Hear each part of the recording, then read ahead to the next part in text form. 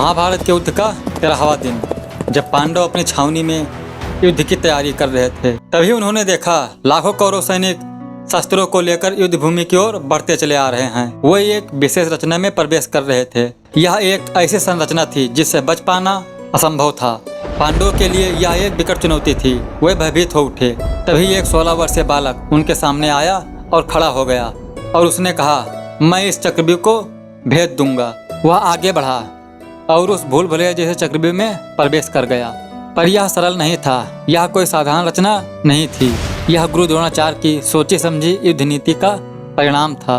एक षड्यंत्र जिसमें पांडवों की संपूर्ण सेना को कुचलने की योजना थी। यह वही चक्रव्यूह था जिसे आज भी युद्ध की सबसे खतरनाक रणनीति माना जाता है। भीष्म पितामह की मृत्यु के बाद कौरव सेना का संतुलन बिगड़ गया। तभी द्रोणाचार्य ने सेनापति का पद संभाला और वचन दिया कि मैं युधिष्ठिर को बंदी बनाकर लाऊंगा, जिससे यह युद्ध यहीं समाप्त हो जाए। अगले 2 दिन द्रोणाचार्य ने बहुत से चालें चली और उनका हर बार उनकी चालें अर्जुन विफल कर देता था। द्रोणाचार्य यह बात जानते थे कि जब तक अर्जुन युद्ध भूमि में है तब तक युधिष्ठिर को बंदी बनाना असंभव है। इसीलिए द्रोणाचार्य ने एक षड्यंत्र रचा। अर्जुन और श्री कृष्ण को युद्ध भूमि से दूर भेज दिया और इसके बाद रणभूमि में चक्रव्यूह की रचना प्रारंभ हुई। 7 वलियों में बनी यह रचना चक्रव्यूह कहलाती है। चक्र अर्थात घूमता हुआ चक्र और व्यूह अर्थात सैन्य संरचना, एक घूमती हुई मानव संरचना जो निरंतर अपने रूप को बदलती रहती है और अपने मार्ग में आने वाले को सभी को निगल जाती है, जैसे कोई भयंकर तूफान। चक्रव्यूह के 7 चरण होते हैं और हर चरण में भिन्न प्रकार की सेनाएं तैनात होती है। प्रत्येक स्तर को तोड़ने की विधि अलग होती है। यदि किसी को पूरी विधि ज्ञात न हो तो उसमें प्रवेश करके जीवित लौटाना असंभव है। और यही था पांडवों का सबसे बड़ा संकट, क्योंकि केवल अर्जुन और श्री कृष्ण को ही चक्रव्यूह भेदने की विधि आती थी। अब वो अपनी अगली रणनीति पर बातें कर ही रहे थे, तभी पीछे से आवाज आई, मैं इस चक्रव्यूह में जाऊंगा, मुझे इसे तोड़ने की विद्या आती है। पांडवों ने पीछे मुड़कर देखा। एक 16 वर्षीय बालक खड़ा था। वह था अभिमन्यु, अर्जुन का पुत्र। वीरता उसकी रग रग में थी। छावनी में सन्नाटा छा गया, क्योंकि सभी जानते थे कि अभिमन्यु को केवल चक्रव्यूह में प्रवेश करने की विद्या ही आती है, लेकिन अंतिम चरण से बाहर निकलने का मार्ग वह नहीं जानता था। पर अभिमन्यु को इतना गूढ़ ज्ञान मिला कैसे? पांडवों के समस्त सेनाओं के महान योद्धाओं को भी इस बात की जानकारी नहीं थी। इसका उत्तर जानने के लिए हमें जाना होगा अभिमन्यु के जन्म से पहले के एक प्रसंग में। एक दिन अर्जुन युद्ध की तैयारी करते हुए सुभद्रा के कक्ष में आए।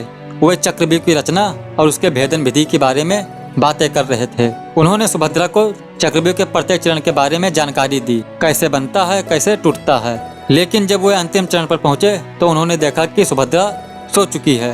अर्जुन निराश हुए और वहां से चले गए। लेकिन उन्हें ज्ञात नहीं था कि गर्भ में पल रहा उनका पुत्र भी ये सब बातें सुन रहा है। इसीलिए अभिमन्यु को चक्रव्यूह के 7 चरण तोड़ने की विधि ज्ञात थी, 7वें और अंतिम चरण को तोड़ने की विधि ज्ञात नहीं थी। इसीलिए तय किया गया कि अभिमन्यु चक्रव्यूह के अंदर अकेले प्रवेश नहीं करेगा, उसके साथ समस्त पांडव सेना भी जाएगी। पर उनका ये प्रयास भी विफल रहा। द्रोणाचार्य की रचना इतनी जटिल थी कि बाहरी वलियों में भिन्न भिन्न प्रकार के सैनिक तैनात थे। कुछ जमीन पर भालों के साथ, कुछ हाथियों व घोड़ों पर सवार। जैसे शतरंज में पहले पंक्ति में प्यादे होते हैं, वैसे ही साधारण सैनिक पहले वलय में थे। हर चरण और भी जटिल होता गया और अंतिम चरण में कौरवों के सबसे शक्तिशाली योद्धा तैनात थे। यह चक्रव्यूह पूर्णतः पांडवों की सेना को निगलने के लिए बना था। अभिमन्यु ने पहला वलय भेद दिया, लेकिन जयद्रथ ने पांडवों की शेष सेना को अंदर प्रवेश करने नहीं दिया। भीम के नेतृत्व में आ रही सेना वहीं रुक गई। अभिमन्यु अकेले चक्रव्यूह की गहराइयों में उतरता गया। तलवारों की गूंज, आकाश से बाणों की वर्षा, चारों ओर भयंकर युद्ध चल रहा था। जैसे जैसे वह आगे बढ़ता गया, युद्ध और कठिन होता गया। 6ठा चरण पार करके वह 7वें और अंतिम चरण पर पहुंचा, जहां कौरवों की महाशक्ति उसका इंतजार कर रही थी। पर अभिमन्यु भी कोई सामान्य योद्धा नहीं था। उसने कौरव सेना के कई वीर योद्धाओं को पराजित किया और फिर उसका सामना हुआ दुर्योधन के भाई दुशासन से।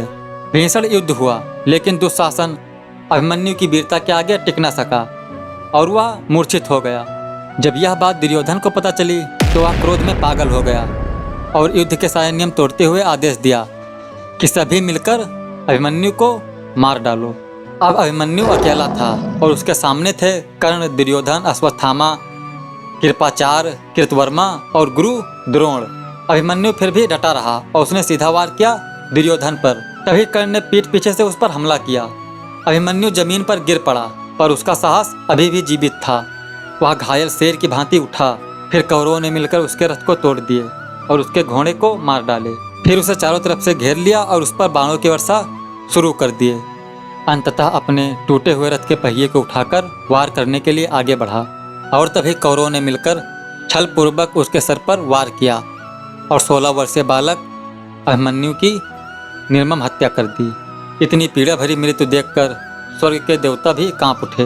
कुछ समय बाद अर्जुन युद्धभूमि में लौटे और उन्हें अभिमन्यु के मृत्यु का समाचार मिला। वे टूट गए और जमीन पर गिर पड़े। क्रोध से उनकी आंखें जल उठी। अब तक पांडव युद्ध के सारे नियमों का पालन कर रहे थे और अभिमन्यु भी उन्हीं नियमों का पालन करते हुए आगे बढ़ा। फिर कौरवों ने मिलकर उसकी निर्मम हत्या कर दी। ये वो समय था जब महाभारत के युद्ध ने एक नया अत्यंत भयानक मोड़ ले लिया और वहीं से कौरवों की हार निश्चित हो गई। तो इस वीडियो में हमने जानी है वीर अभिमन्यु के बारे में कि कैसे उसकी निर्मम हत्या कर दी गई, ये जानते हुए भी कि वो चक्रव्यूह को भेद नहीं सकता था, लेकिन फिर भी उसने अंतिम प्रयास किया और छलपूर्वक उसकी मृत्यु हो गई और वो हंसते हंसते मृत्यु को गले लगा लिया। अब मुलाकात होगी अगली वीडियो में। अगर वीडियो पसंद आई हो तो वीडियो को लाइक करिए और इस धर्म यात्रा चैनल को सब्सक्राइब करिए। धन्यवाद। जय श्री कृष्ण।